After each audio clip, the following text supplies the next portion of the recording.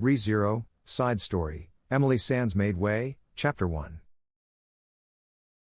Why did it come to this? She carefully took a step so that the hem of her long skirt didn't get bent out of shape. The minimum requirement for that was to make sure the bottom of her shoes touched the floor without making any noise. The sensation of the carpet she felt through her shoes was soft, and there was no way she would make any noise unless something unexpected happened.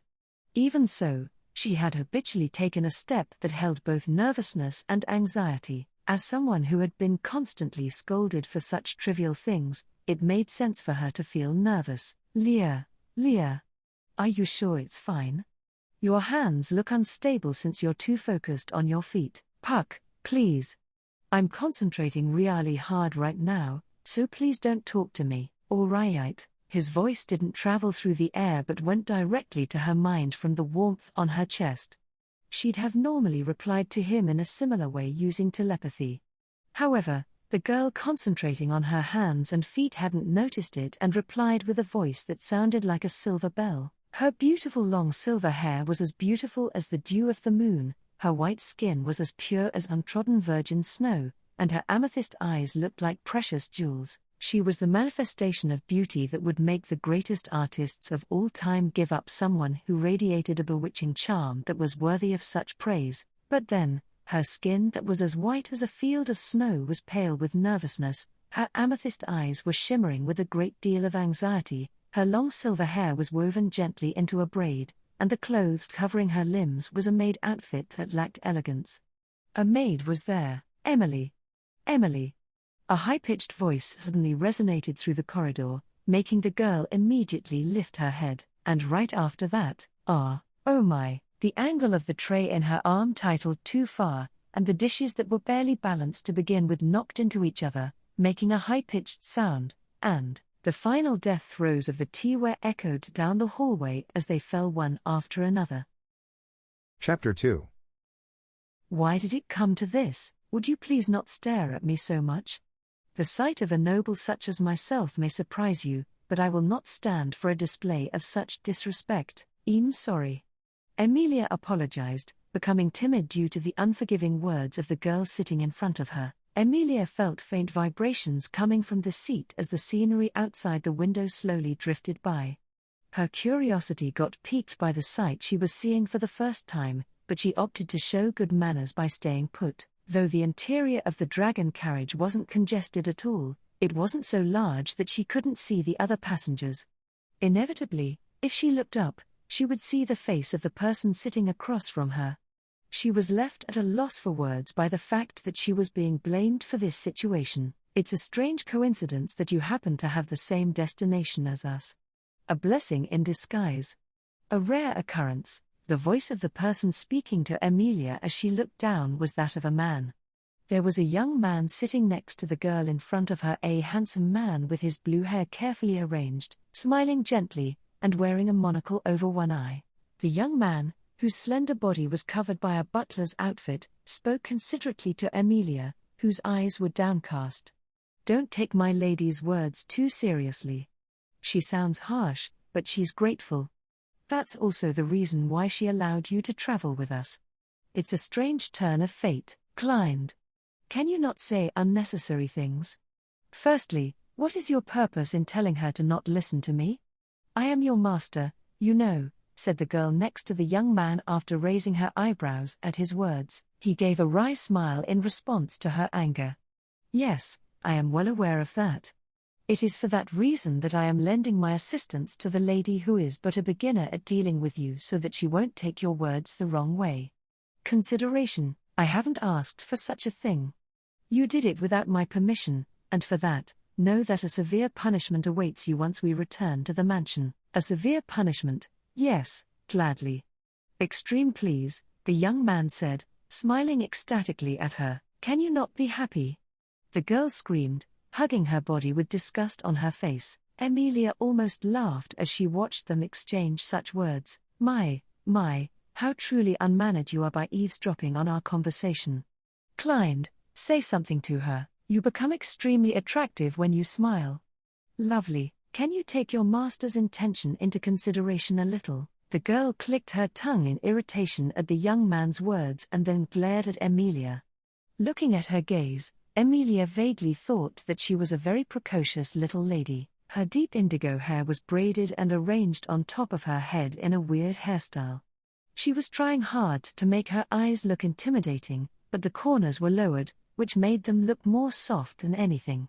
She was wearing a simple dress with a few accessories, and it matched the girl's aura well. Her somewhat mature way of speaking was lovely since it seemed like she was trying hard to seem older than she was. Cease gazing upon me whilst grinning at once. Are you being insolent even while knowing that I am Arnrose Mylode, the heir to the house Mylode? It was a young aristocratic girl, who was no more than 10 years old, who swung her arms with her lovely face red in anger. Chapter 3. What should I do with Uncle Roswell? I wonder how many more he is going to have. Roswell is your uncle? He didn't look old enough to be called an uncle though. Was he trying to look young? I'm 9 years old and Uncle Roswell is almost 30, so he is an uncle to me. That's how it is on the relative side of our family tree. We are really distant relatives. I am from a sub-branch of the family while he is from the main branch, but we are still related by blood. Emilia and Arnrose were having an interaction in the slightly shaky dragon carriage, an interaction which would be a bit of a misnomer to be called a conversation. The road was quite rough, but the reason why bad roads didn't affect the dragon carriage was due to the divine protection that the earth dragon that was pulling the carriage had. The divine protection of the earth dragon that protected them from outside influences such as wind and vibrations was essential for long-distance travel in a dragon carriage. This was the first time that Emilia had realized that. You are looking around non-stop again. Is the dragon carriage that rare? Yes, that's right. I've been in the forest all my life, so I never had the chance to ride on a dragon carriage, although I have seen one before. So it's really rare to me. Is that so? Then you are in for a disappointment next time if you think all dragon carriages are like this. There are very few dragon carriages like those of House Mathers or House Mylode who are truly fortunate to experience something like this. I see. I'll remember that. Thank you for telling me. I'm going to enjoy this to the fullest. Emilia gave her honest thanks and enjoyed the interior of the dragon carriage and the softness of the seat. The earth dragon pulling this carriage might be wearing something fancy, and the exterior of the carriage itself might have an elaborate design too. I'm looking forward to looking at them later. While Emilia was indulging her curiosity, she heard a voice. My lady, if you want to say something, then I think you need to put it into words. Conveying feelings. The young man in the butler's outfit Klein suddenly broke the silence and spoke. Emilia looked his way, and her eyes met with Arnrose's, who was flustered and biting her lip. What happened? Emilia asked. Did you get a stomachache by any chance? Anyone would be like this if someone can't take their sarcasm properly. Aren't you a bit too vulnerable as a grown woman? Too vulnerable? No, it isn't like that. I'm on my guard properly. If something weird happens, I'll protect you, so don't worry. Uck. Arnrose groaned, grabbing her skirt, and hit Klein's shoulder with her other hand. Klein seemed somewhat happy after getting hit. Ah, my lady, please stop. Violence, listen here. You had your guard down when you approached us to begin with. I've heard that a common tactic that bandits use is to get their dragon carriage stuck somewhere, wait for people with goodwill to approach, and then assault them. What would you have done if we had assaulted you? Were you going to assault me? What would you have done if we had assaulted you? As Arnrose expressed her anger while breaking her sentence up, Emilia worried whether she would get a headache due to getting angry like that. Anyway, if I had to respond, then, but I couldn't just abandon you there, right? In reality, it seemed like you were in trouble, Arnrose, and I was able to pull the wheel out of the ditch using the dragon carriage I was in. You guys were saved, and I didn't get assaulted either. See, everyone is happy. I'm baffled. Arnrose dropped her shoulders as if she had lost energy when Emilia responded with a smile, and then she rubbed her forehead with a tired face and glared at Emilia, who was tilting her head, with mature eyes, and then held up one finger. Lady Arnrose. Huh? It's Lady Arnrose. I can't give you special treatment when it comes to that, even if you saved us during our travels. You were referring to uncle without using honorifics, correct? That isn't right. Master Roswell, Lady Arnrose. Please know your place. Emilia got bewildered by Arnrose's sudden remarks. The hasty girl raised her eyebrows at how slow Emilia was at understanding things. But before the girl could start cussing in her high-pitched voice, Klein's helping hand reached her faster as he coughed. Miss, did you receive a sealed message from Lord Roswell? Letter, sealed message, you mean a letter? Yes, that's right. The dragon carriage you were on belongs to House Mathers. And if its destination is Mylode Manor, then there is only one reason that I can think of. I'm positive that Lord Roswell gave you a sealed message that has his intentions written in it. Speculation. Emilia clapped her hands since she had an idea of what Klein was talking about in his polite explanation. She reached into her pocket and took out a letter that was sealed with wax and said, "It's probably this.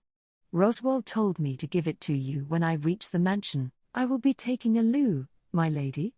Astonishing, as soon as she was about to give it to Klein, a hand reached out from the side and snatched it away. Klein and Emilia focused their gazes on the culprit, Arnrose. The girl waved the letter between her fingers, showing it off to them, while pouting her lips in displeasure. "It's Master Roswell. Don't make me repeat things." She didn't like the fact that she had said Roswell's name without honorifics again. She spoke to her in a scolding way and then tucked the letter away in her pocket. Seeing that, Klein squinted his eyes in reproach. "My lady. That's a sealed letter from Lord Roswell. It would indeed be unethical to leave it like that without reading it. In gratitude, Uncle's letters always look like they were stamped on. They only slightly differ in content. It's probably just a bunch of long philanthropic excuses as usual. The truth is that he just wants to get away with his weird doctrine," Arnrose muttered somewhat dismissively as she looked away. It was not clear what Klein thought after hearing his master, but he did not continue further despite having objected previously. Instead, it was Emilia, who had been left confused, who couldn't keep up with the conversation. "Hey, so, what's going to happen to the letter?" "You need not worry about the letter. We will still take you under our wing. However, you will have to do as you are ordered." Orders? Lady Arnrose. Arnrose said it slowly, as if she was teaching something, when Emilia tilted her head. Lady Arnrose, do not stammer. And do not doubt it, Lady Arnrose. "Well done," she said, nodding her head in satisfaction as she sunk into the seat. The girl was pleased, but she didn't answer Emilia's questions for now. As if sensing her anxiety, Arnrose gave a small wave. "You need not worry, there are many girls in our family who are in the same position as you. Klein and Frederica will take care of you. Your confusion won't last long." It was a calm and caring remark, a complete change from her stern attitude from before. The girl had a face that could make people feel relaxed when she smiled. In reality, "You are a really nice child. I am strict towards the servants that forget to use formal language with their employer." That expression on her face disappeared immediately, and Emilia really regretted her words. Chapter 4. Emilia reflexively straightened her back at the intimidating aura of the person standing in front of her. "Welcome. My name is Frederica, and I am the head servant in this household. Pleased to make your acquaintance." The one who politely bent her back and said that was a woman in a maid outfit with long, shimmering blonde hair. She was slightly taller than Emilia and had a feminine figure with lots of curves. She had white skin with beautiful blonde hair, and her mesmerizing deep emerald eyes were attractive. The most distinctive feature of hers were the sharp fangs capable of ripping off flesh that peeked out from her smiling mouth. The maid who introduced herself as Frederica had a well-trained physique for a woman. She was tall and very intimidating, which naturally made Emilia's body tense.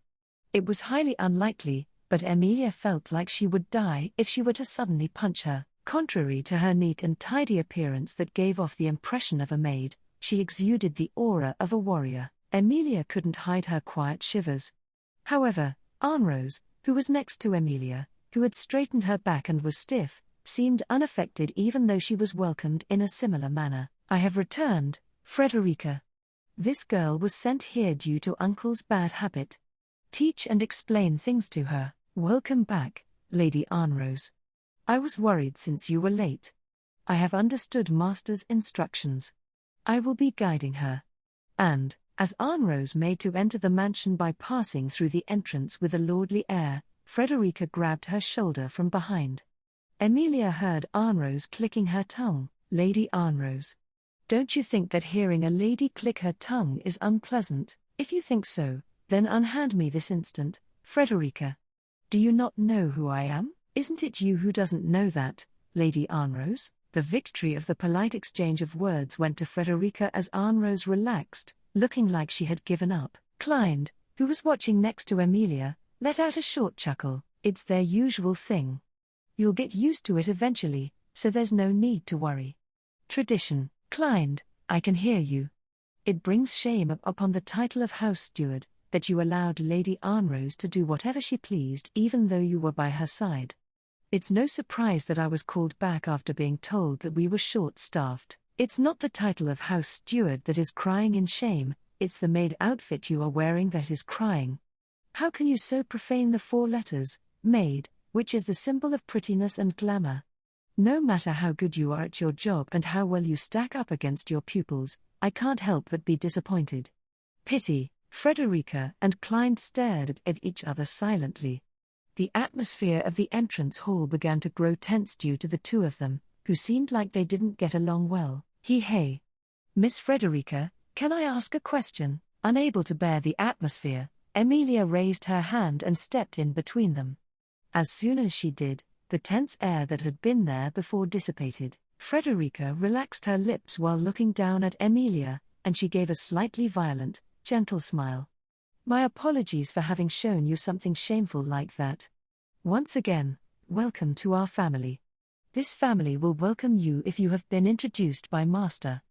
There are many people here who are in the same position as you and I am one of them. The same position as you means, what I mean is, the ones that are discriminated against due to being of demi-human descent. Emilia gasped at Frederica's straightforward statement. The term she used, demi-human discrimination, she could recall several events that fell under that.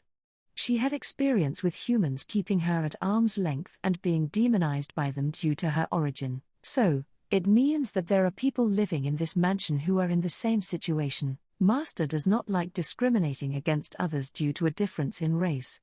Rather, he actively welcomes many of them into his family who are generally shunned.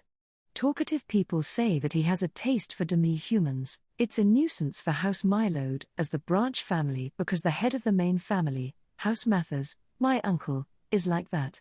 People speak behind our backs saying that we've been infected by Uncle's hobby. As Frederica's explanation drew to a close, Arnrose let out a little sneer. But Emilia was so shocked that her infantile ill remark fell on deaf ears. Arrangements were made to keep demi-humans free of discrimination and malice.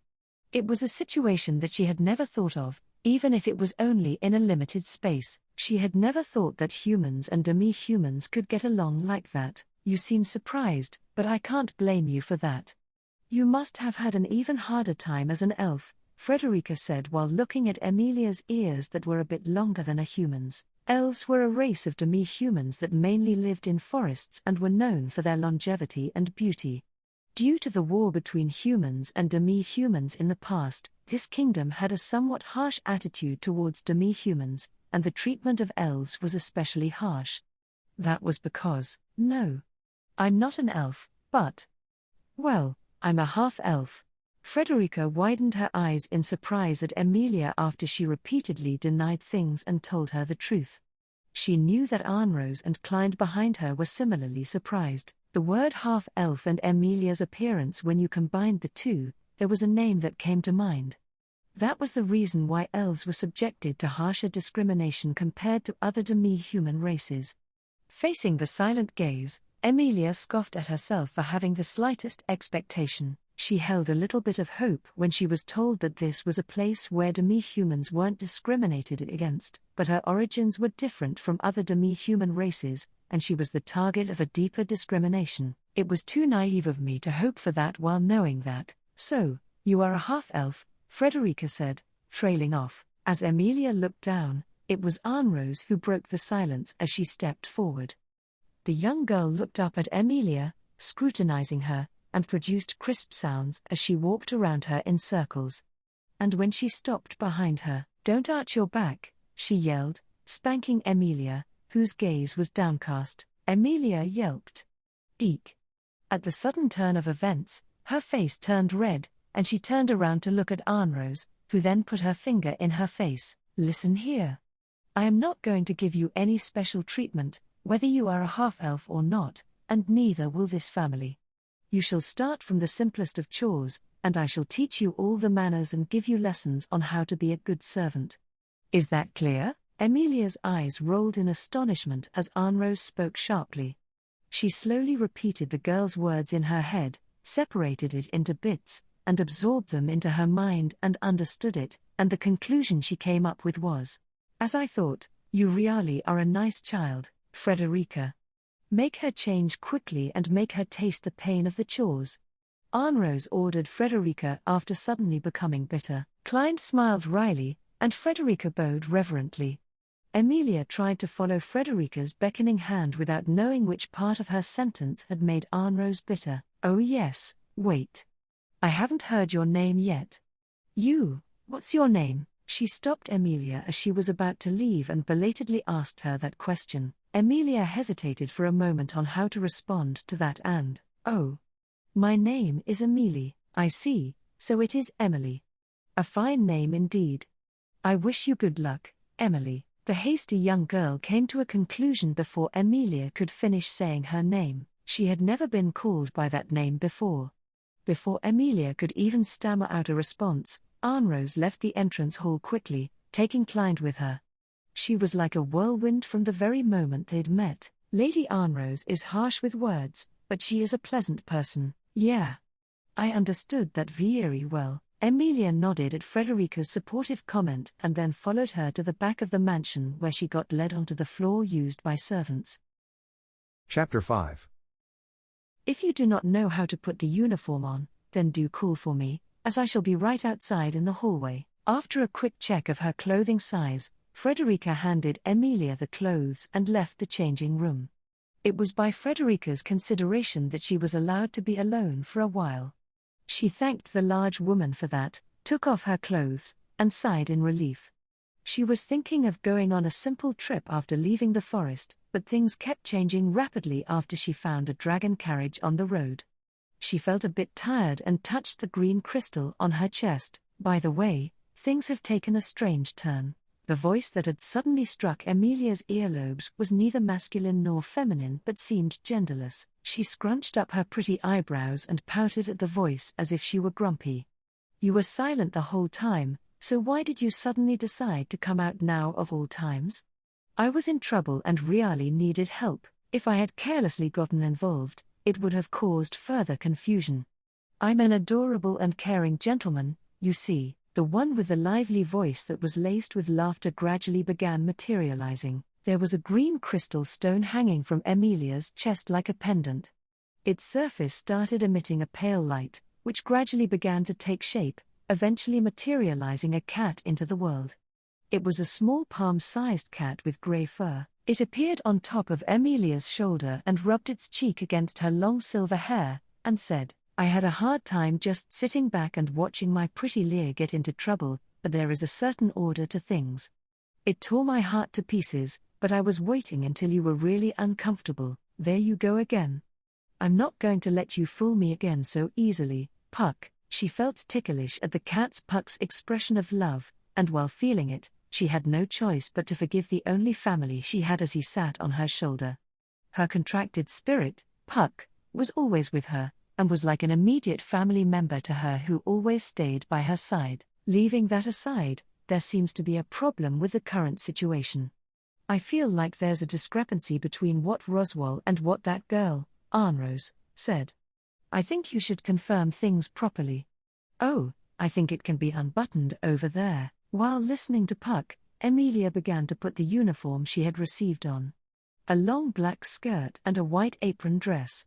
Feeling like it was the same type of uniform that Frederica was wearing, she felt a little self-conscious. "It's a cute outfit but, Is it okay for someone like me to wear it? You are the prettiest girl in the world, so this makes you look extra glamorous, Leah.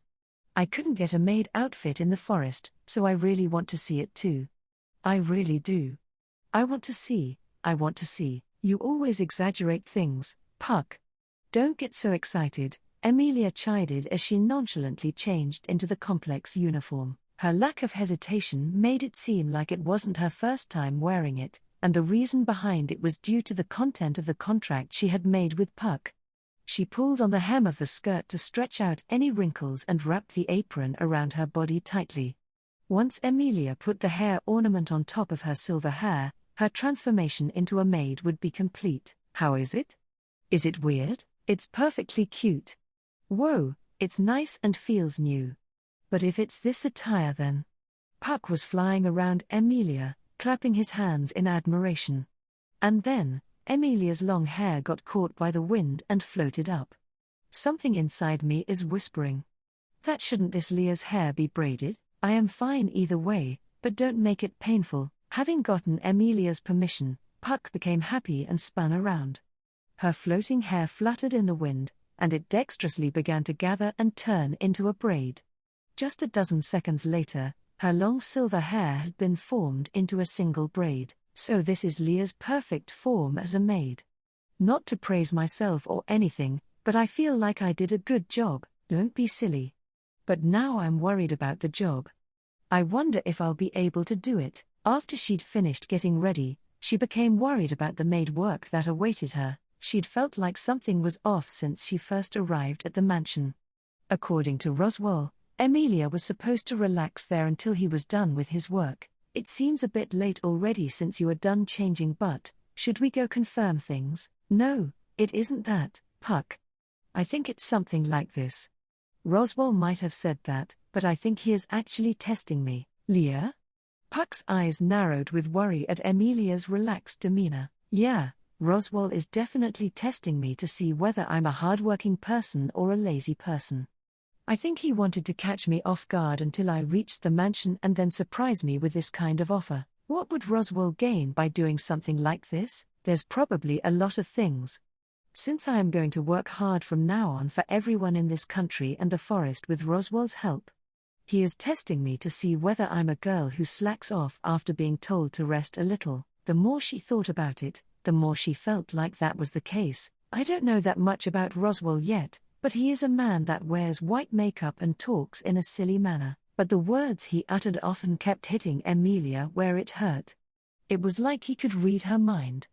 And, more importantly, he got what she wanted the most right. So, as if she'd been drawn in by Roswell's words, Emilia left the forest with a resolve to step onto a big stage that she had never imagined being on. Just like how Emilia imagined Roswell's personality, Roswell would definitely want to know Emilia's worth, too. Thus, she concluded that this was a test for that. I'm sure that I need to work as a maid to become a queen. I wonder if that's the case. I think you're overthinking it. It's better if you talk about it properly. Puck wasn't quite convinced by Emilia, who clenched her fists enthusiastically. However, before they could exchange views, they heard a knock at the door. Emily, are you done changing? May I come in? Oh, yes. I am done changing. It's fine, she replied to Frederica's question and nodded at Puck. The cat shrugged, turned into particles of light, and went back into the crystal on Emilia's chest again. Frederica entered the room as soon as Puck had disappeared and found Emilia in her changed clothes. Oh my, you were able to get changed properly. I thought it would be a bit confusing to put on since it's your first time. It was fine. This isn't the first time I've been made to wear clothes like this. To be made to wear? Have you served somewhere else previously? No. Not really, but the reason why Emilia was accustomed to wearing clothes like this was due to her contracted spirit Puck's tastes. In a contract between a spirit and a spirit arts user, the spirit had the right to decide the terms. There were multiple contracts between Emilia and Puck. One of them was that Puck had the right to decide Emilia's outfit and hairstyle each day. One of them was that Puck had the right to decide Emilia's outfit and hairstyle each day. When they were living in the forest, it was Emilia's routine to fulfill that right of his by donning the various outfits he brought her. One such outfit was a frilly dress, which wasn't as complex as a maid outfit. When Emilia replied like so, Frederica widened her eyes as if she had realized something, then gently embraced her like she was some poor thing. You have been through tough times. You don't have to worry about such things here. Everything will be fine. Well, thank you. Emilia replied, tilting her head since she didn't know what her sympathy was for. After that, Frederica avoided the conversation about the outfit and extended her hand out of the room. Well then, I will be showing you around the mansion. I am sure you are worn out due to the trip, so I will make the work easy for you today.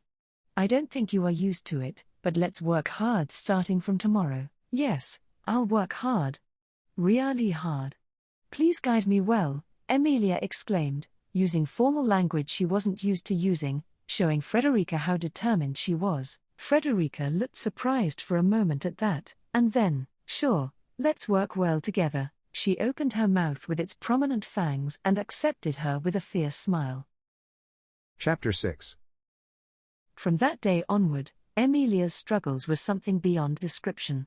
She thought that her role as a maid would have a great impact on her future, so she worked extremely hard to complete every chore. Emilia didn't get much work that a typical maid would be given, but she did her best no matter how trivial the chore was and threw herself into her work earnestly in order to get something out of it. As a result, she was unanimously evaluated as unsuitable by the master and the fellow servants of the mansion. I thought you would at least be able to serve tea, but I suppose it was too early for you. I am sorry, Emilia replied, bowing her head as she cleaned up the shattered pieces of the teaware. It had been 2 days since she began working as a maid, and so far, the number of jobs that she could do properly was a big fat 0. Emilia didn't have any experience living in a human village to begin with.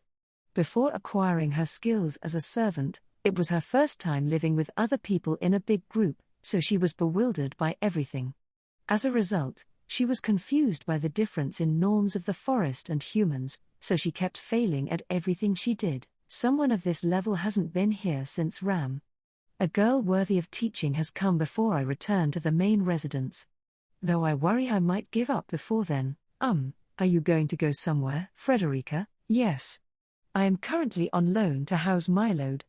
All of the servants have been transferred to the other mansion, so I have been helping out since they are short-staffed here. I'll be going back to the main residence where my master is in a month or so. So, I will only be able to teach you until then. I see. I think that's really sad. Frederica looked down slightly when Emilia honestly expressed her sorrow at parting with her. Emilia cleaned up the shards during that and awaited further instructions as Frederica smiled gently at her, covering her mouth. Emily, you don't have to do any other chores, so go to Lady Arnrose's room. To Lady Arnrose's room? Does she want me to do something? That's what I was told to tell you. I don't know, since she is a whimsical person. I will carry the tea, so you can go on your way. Emilia felt anxious as she walked, but the gaze watching over her gave her courage, and she headed towards Arnrose's room in a corner of the 3rd floor. She hadn't met Arnrose in 2 days, since she came to this mansion. However, it would be optimistic to say that the lady of the manor, Arnrose, had yet to hear about the new maid's ineptitude. Oh, Emily. Lady Arnrose's room is up ahead. You've been summoned, I presume. Oh, Mr. Klein. She met Klein as he was descending the stairs when she was on her way up. His posture was straight, and his manner was somewhat aloof yet refined. She had heard that he was one of the oldest servants in the mansion like Frederica, and that he had the authority to give orders to other servants, including Emilia. I've seen you around a few times, but I've never had the chance to talk to you. That uniform suits you well. Beautiful, thank you very much. But the uniform itself completely outclasses my skills. Well, it's because Frederica is being hasty. Your circumstances were quite harsh. So you need to be taught with more of an open mind. Parental love, my circumstances? Emilia widened her eyes at the words she couldn't ignore, and Klein shook his head. He fixed the angle of his monocle. Excuse me, he said, prefacing his statement while doing so. I don't mean to pry. But I can feel that your soul, that seems to retain a childlike glow, hasn't grown enough to be worthy of its vessel. Innocent. Klein's statement had somewhat described Emilia's true nature, making her choke up. She wasn't sure what his eyes had noticed. Her amethyst eyes quivering, she was about to fearfully ask what he had meant, and then, "Emily, what is taking you so long? I have summoned you." The voice of the girl who had lost her patience echoed, and with the sound of her footsteps, Arnrose appeared. She looked at Emilia and Klein, who were facing each other in front of the stairs, and raised her eyebrows sharply. "Oh my! You ignored my summons and are standing here talking. The servants these days have no respect." Emilia tried to open her mouth to make an excuse at once to the mad Arnrose, but Klein stepped in front of her. He bowed and said, "My lady, please don't blame Emily too much. I was the one who held her back." "Stopped, I know that. Since you have a suspicious glint in your eyes when you look at Emily, I'm sure you're eyeing her for the same reason you're eyeing me, aren't you? But Emily is so tall and has large breasts, so what do you mean she's young? You pervert, thank you very much. Ecstasy, I am not complimenting you though." Emilia couldn't keep up with the exchange between the servant and the master that didn't make sense. Leaving Emilia in her confusion, Arnrose pointed her finger at Klein with an irritated expression. "This man is a pervert that feels love towards a girl that's way younger than him. That is also the reason why he has pledged his loyalty to me. I don't know why he feels the same way about you, Emily, it's a misunderstanding. What I revere is the young soul's glow. It just so happens that it's often possessed by young boys and girls. In fact, there are some people like Emily who grow to adulthood but still retain a young soul. Miracle, my ears will rot if I listen to you. If you weren't so capable, I would have immediately fired you. Anyway, I was the one who summoned Emily. Begone, Klein!" Arnrose screamed and Klein gave her a kind look, bowed, and disappeared downstairs. She looked at him disappear with animal-like eyes and then glared at Emilia. "You are also to blame. You often leave your guard down, don't you? This mansion's servants are mostly women due to Uncle's tastes, but there are also men including Klein. Someone as good-looking as you will become good prey to them, Emily. Men are all wolves. Oh no, that's scary. I need to be careful not to get bitten." Emilia became pale and nodded at Arnrose's words. She had heard this from Puck many times, but she thought he was just messing around with her.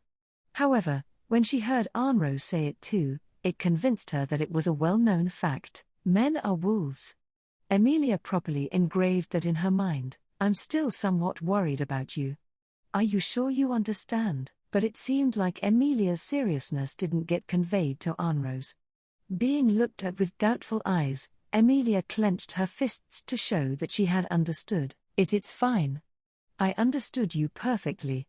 You mean that boys are really dangerous, right? Your formal language being all over the place tells me you're just pretending to understand, but it is quite rare for something to be this unconvincing, so I suppose it can't be helped. Follow me." She jerked her chin up and started walking in a way that was unbefitting of a noblewoman.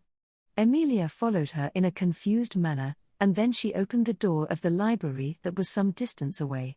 "This isn't your room, right, Lady Arnrose? You can tell by looking at it, yes? Keep quiet and follow me. You will understand soon." Arnrose headed towards the back of the library after closing the door carefully so as to not make a sound. "Emily, can you bring me one of the chairs over there?" "Chair? Is this fine?" She pulled one of the chairs from under the desk and carried it over to Arnrose. Arnrose placed the chair in front of the window and jumped on it. "Come here, Emily. You will be able to see it right now." "See what? Hurry up." She felt uncomfortable with the idea of putting her dirty shoes on the chair, so she took them off and got up next to Arnrose. The chair had just enough space for the two girls to stand on it together, and Emilia somehow balanced herself and looked at Arnrose. The girl put her finger on her lips and said, "Be quiet and look out the window." She closed her mouth as instructed and looked where she was pointing at out the window. At first, she didn't know what to look at, but her eyes soon widened in surprise. Yes, a couple's secret meetup. They should be working right now for dragon's sake. A corner of the mansion's backyard could be looked down upon from the window of the library. From there, they could see a man and woman in servants' outfits leaning against each other in a small space that was in a blind spot that couldn't be seen from within the garden or other windows. They gazed into each other's eyes and slowly brought their faces closer while exchanging words, and then, ! Emilia's face turned red at the shocking sight. Look, they kissed, they kissed. Anrose shouted excitedly next to her and started slapping her on the back. It hurts a lot. Anne, you're making too much noise. They'll spot us. It's their fault since they're doing bold things thinking that no one can see them. Well, this is enough. Anrose stepped down from the chair in a satisfied manner, and Emilia followed her lead and stepped down to the library's floor as well. Noticing that her heart was beating fast, she sat down and took a deep breath. I feel like I've seen something very wrong. I don't know what those two were doing, but I sort of know that I saw something that people shouldn't see without getting permission. Emily. That was a kiss. And the reason why men are called wolves, men are called wolves because of that? What does that mean? You don't know about it even though you are an adult, Emily. You really are ignorant, the two whispered with their faces still red. Anrose shrugged her shoulders, as if Emilia's question had baffled her. Then she looked around and then quietly brought her mouth closer to her ear. That is called a kiss. If a man and a woman kiss, then they have a baby! Babies are made when a man and a woman kiss? Correct. Emily, you were also born because your mother and father had kissed. It does not work if men kiss other men or women kiss other women, but if a man and a woman kiss, then a baby is made. I see.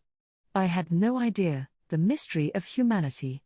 Emilia could not hide her restlessness at such a shocking revelation.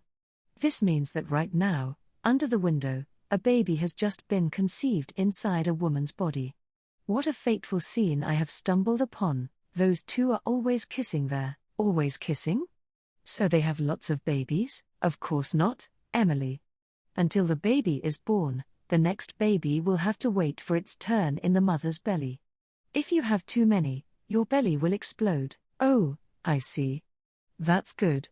I feel really relieved now, Emilia replied, patting her chest in relief. Anyway, Anrose said as she looked away from Emilia while crossing her arms.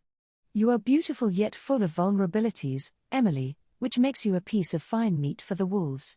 Do be careful since they will try to kiss you if they get the chance. All right. I'll be careful. I think that it's too soon for me to be a mother. Due to various reasons, Emilia was well aware of how lacking she was. Babies were cute, but she was positive she wouldn't be able to take proper care of them as she was now. Besides, my own baby will probably be born with long ears. When that happens, the world will not necessarily be kind to him or her. At the very least, I want it to be kind, and I want to do my best to make it so. That's why I need to work really hard. But I heard rumors that you are completely useless, Emily. I heard you spilled the tea I ordered to be brought to my room 4 times before you even arrived. Yeah, that's right. I'm sorry. Emilia replied, arching her back. Don't be timid, Anrose shouted at her to get her to cheer up. Eek. After Emilia got yelled at, she straightened her back, and Anrose nodded in satisfaction. All right. I have a new job for you then. If you can do it, it will boost your confidence, she said with a devious smile. Chapter 7. Hazy and weak light particles concentrated on her trembling palm. It was mana something that usually filled the atmosphere without a form that was now concentrated enough to be seen. Mana was spread throughout the atmosphere and involved in the circulation of life. The human body tapped into that huge flow and absorbed it through its gate, harnessed it, and then released it outside the body, manifesting in the world in a totally different form. That was the general principle of magic, so in that sense, turning mana into a visible form could be referred to as performing magic. However, her magic dissipated before it could have any further influence on the world. As the light particles dissipated and disappeared from her palm, the girl let out a big sigh. Anrose breathed heavily with sweat appearing on her forehead. Emilia gently wiped away the sweat from the frustrated girl's face with the towel she was holding. They were on the third floor of the mansion in Arnrose's room. It was too spacious to be a young girl's private room. She had a large bed behind her, and they were sitting while facing each other in the middle of the carpeted room. "I don't want you to comfort me." As you could see, it was unsightly. "That's not how I see it. You are young, but you are working really hard." She wasn't comforting her, it was her honest opinion. You couldn't expect Arnrose to be able to use magic properly at her age. Just the fact that she had mastered the art of interfering with mana was wonderful in itself, but I heard that uncle could use the 4 basic elements of magic when he was my age. And he mastered the other 2 in a few years' time. "Are you comparing yourself to Roswell, Master Roswell?" "It's not that I am doing the comparing, it's that I'm the one being compared," Arnrose answered Emilia's question, shaking her head with a wry smile that someone her age shouldn't have. The relationship between House Mathers and House Mylode was something that Emilia had heard about multiple times in the past 2 days. House Mathers was the main house and House Mylode was the sub-branch of one large house. The role of House Mylode was to support House Mathers, which had continued for generations. Roswell's selfish decision to accept demi-humans as servants was only possible since House Mylode was there to take them in. The main house, Mathers, currently only consists of my uncle for some odd reason. And with uncle like that, it is not so easy for him to get married. If something happens to him, then I am the closest in line to be the legitimate successor. That was the reason why Arnrose's relatives had high expectations of her. House Mathers was a house of magic users. What would be desired in the case of House Mylode taking over would be her having the qualities befitting of a chosen magic user, so she would be worthy of the Mathers name. "Why did you tell me something like that?" "I'm only a new maid who came here 2 days ago." "Because you called yourself a maid," the girl replied to Emilia's question with a faint voice. She opened her blue eyes, held back her tears, and looked at Emilia. "Elves are famous since they are excellent at magic even among demi-humans. I have heard that long-lived elves are familiar with magic-related matters." "So, oh, I see, so that's why it was me, but I must apologize.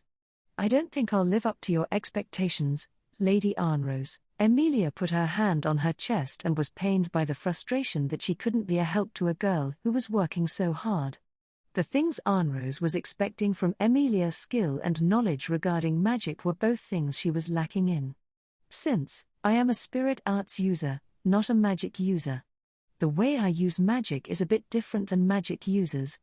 That's why I don't know if it can be of any assistance." "You are a spirit arts user?" "Yes, a spirit arts user.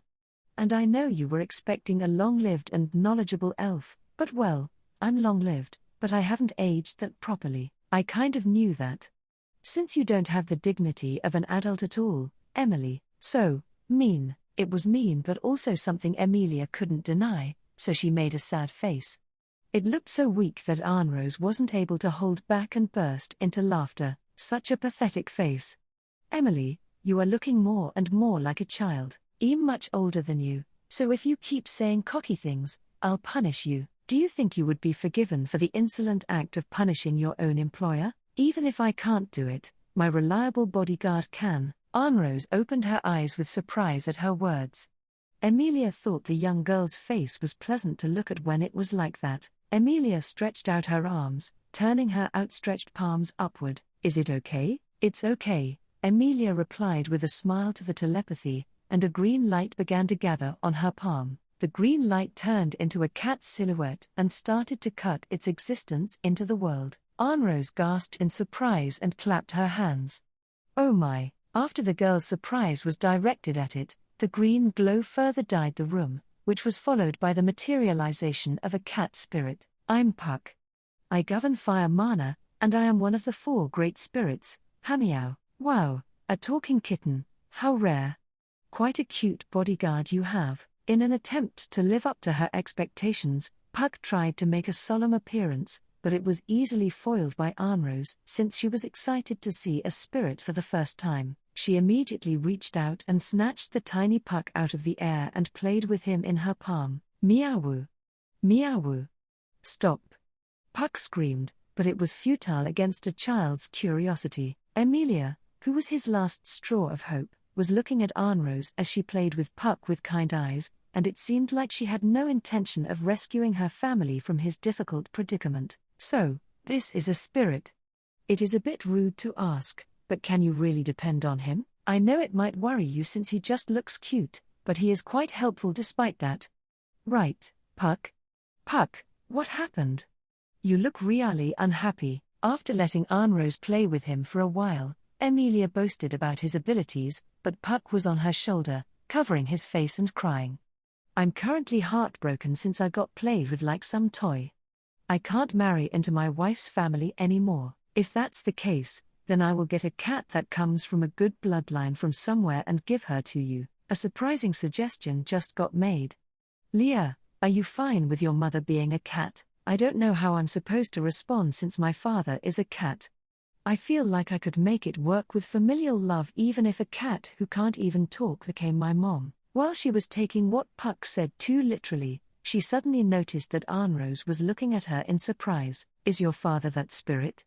Arnrose asked. "It's that he's like a father to me. It isn't like he was married to my mother." "Puck, you haven't kissed my mother, right?" "No, I haven't. And about that kissing thing, never mind, it's embarrassing, so I'll pass." Puck had heard the conversation between the two girls in the library but opted to not tell her the truth about it since it would be embarrassing for him as her father. As a result, they weren't able to clear up the misunderstanding, and it remained overlooked. "Anyway, Emily, do you use that spirit's power to use magic since you are a spirit arts user? I guess it's a little different. Even with spirits, there are proper spirits like Puck, and then there are lesser spirits who have weak consciousnesses. In my case, when I use magic, I use the power of the lesser spirits, and as for me, I manifest upon being called by Leah, but I can use magic freely. The lesser spirits can't do anything without her orders, so she orders them and uses magic through them. That's sort of like how magic is used." Arnrose closed her eyes and pondered on both of their explanations. Looking at that, Emilia reflected upon the lack of a proper explanation. Explaining things in a convoluted manner to a 9-year-old was not very considerate. It was only natural that she thought of giving a more concise explanation, but, so, in short, the kitten spirit, Puck uses real magic, right? So, can't he teach that to me? Oh my! This child is really smart. She's still small, but she's amazing. Puck clapped his hands, surprising Emilia. Never underestimate a lady. "So, what do you think?" Arnrose puffed her chest in front of them and asked Puck whether her suggestion was going to be accepted or not. Puck touched his whiskers and groaned. "I want to help you out, but it's a shame that I can't since my magic is a bit different from normal magic. That's why I don't think you can learn from me. What if I were to try to become a spirit arts user?" Arnrose asked, bracing for what was coming. That's Leah, saying things clearly is an act of kindness too, you know."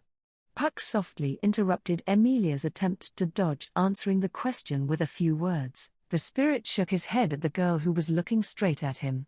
"It's too bad, but it takes more talent to become a spirit arts user than it does to become a magic user, and I'm sorry to say this, but you don't have what it takes to be a spirit arts user."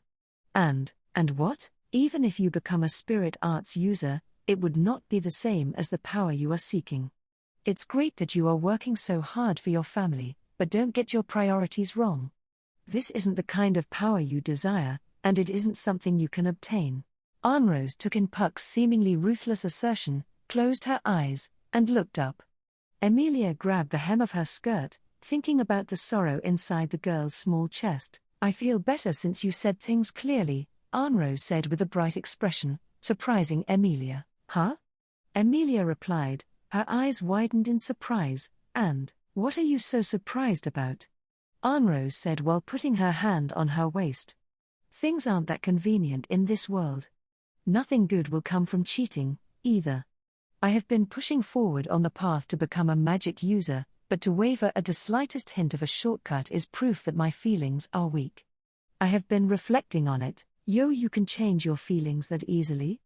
I thought Puck had said something really awful and was thinking about pulling his tail later as punishment. Wah! Puck exclaimed after hearing Emilia say something he didn't seem to like, but she ignored him. However, Arnrose boldly laughed after hearing Emilia's words with a look that was not typical of a 9-year-old.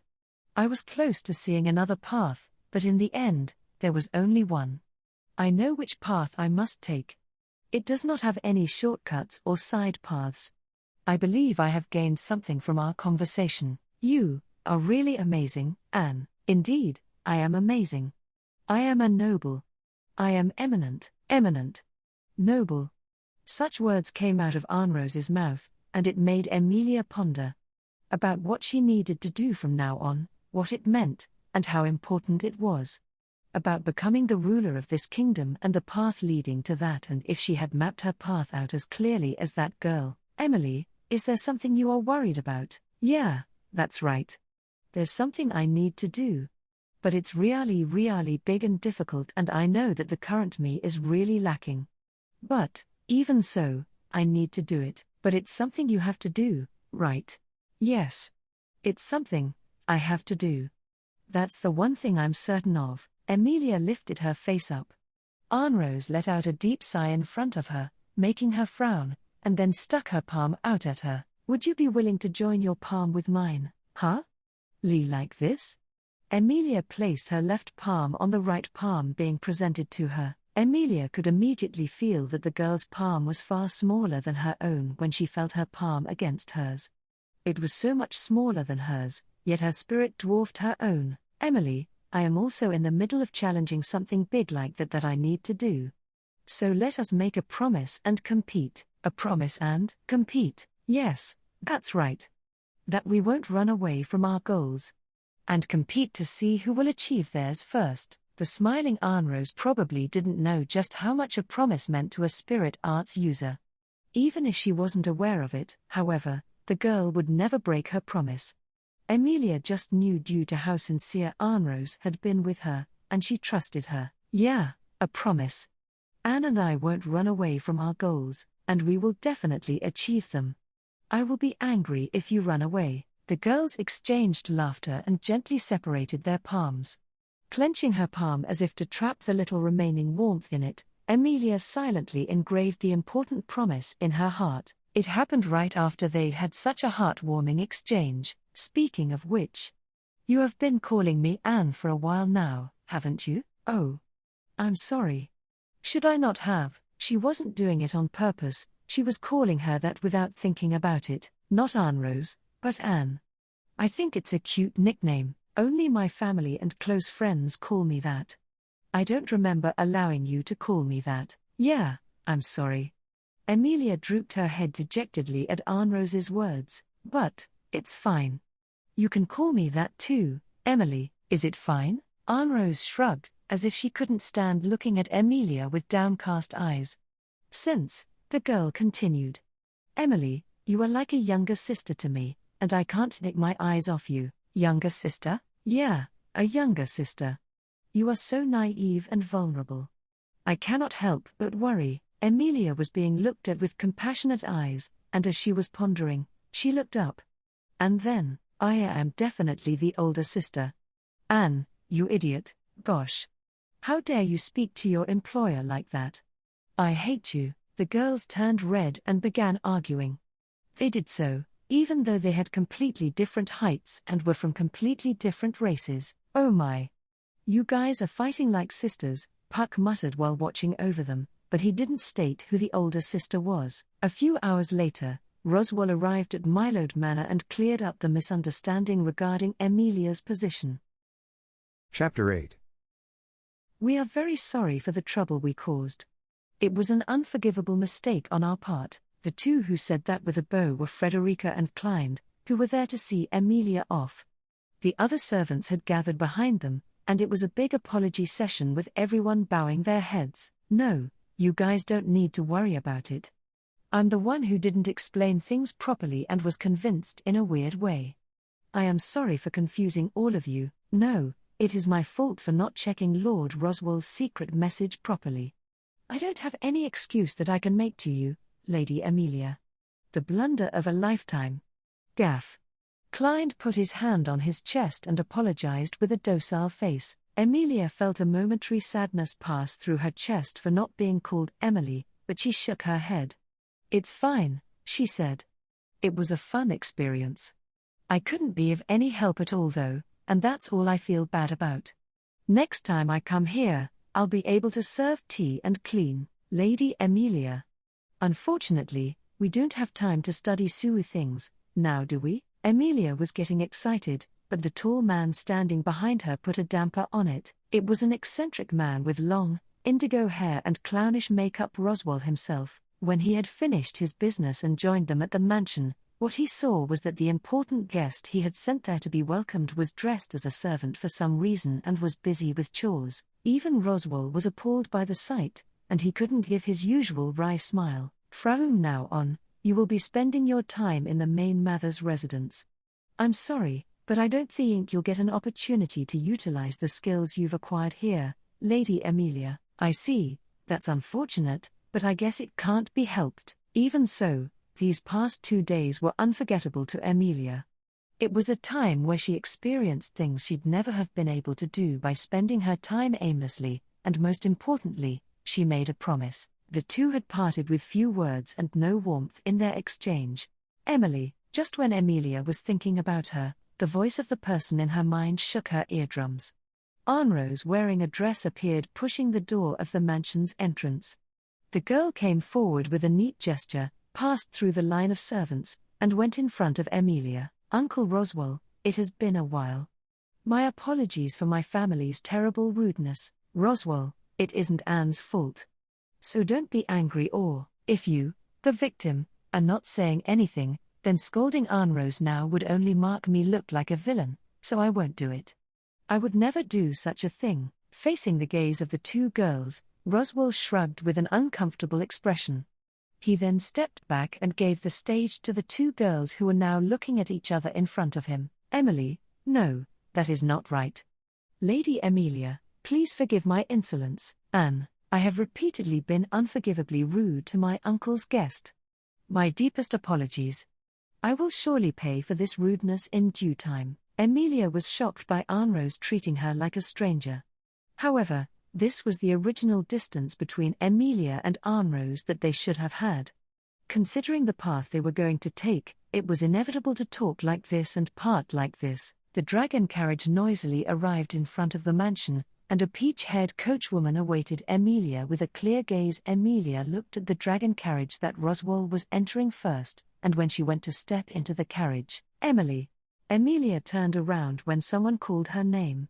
After looking at who it was, she widened her eyes in surprise. The thing reflecting in her amethyst eyes was a little palm being pointed at her. "Anne." Emilia called out that name in a friendly way, and placed her palm on Arnrose's. It was a brief touch, and no words were exchanged, but that much was enough for them. Their hands separated, and Emilia entered the dragon carriage this time. Inside the carriage alone with Roswell, she took the last seat and then touched her chest. "Puck, you are a handful, my daughter." In response to the quick call, Puck appeared with a wry smile. He lifted his arms towards the sky.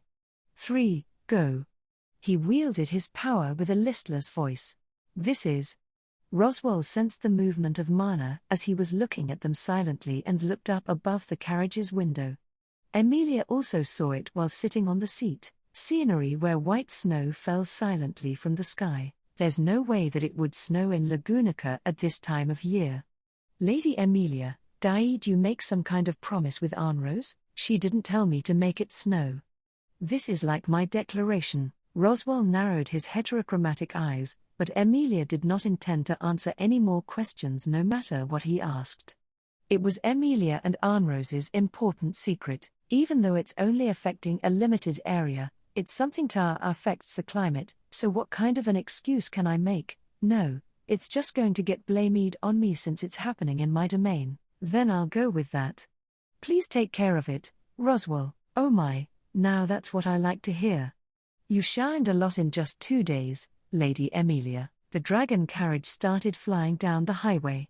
Under the snowy sky, Emilia wondered what kind of face the girl looking up at the snowy sky had. She thought about the only person she had made it snow for just so she could see it. Just imagining that made her heart warm up. Roswell, I'll definitely become the ruler. I've decided that I have to be. That's really reassuring. Roswell didn't seem like he was going to mock Emilia's determination. Roswell had Roswell's agenda. Emilia had Emilia's goals. It was a relationship that formed for their mutual benefit. Still, there were things that could get conveyed: resolve and earnestness. Those were the things that could be felt by the two of them, who were serious about this. There are many things that you need to learn and know. Lady Emilia. You do know it may be a more laborious path than you imagined, yes, but I'll overcome it, since I don't want to be a promise breaker. She could still feel that warmth on her palm. As long as I don't forget this, I will be able to carry out my intentions. Roswell silently looked over Emilia, who was solidifying a strong resolve inside herself. He muttered under his breath. A month to go until the royal family perishes from an illness. Well, it all starts from there. The words he murmured didn't reach anyone, drowned out by the shaking of the dragon carriage, and disappeared. The snow fell silently, piling up as if it was embracing the world.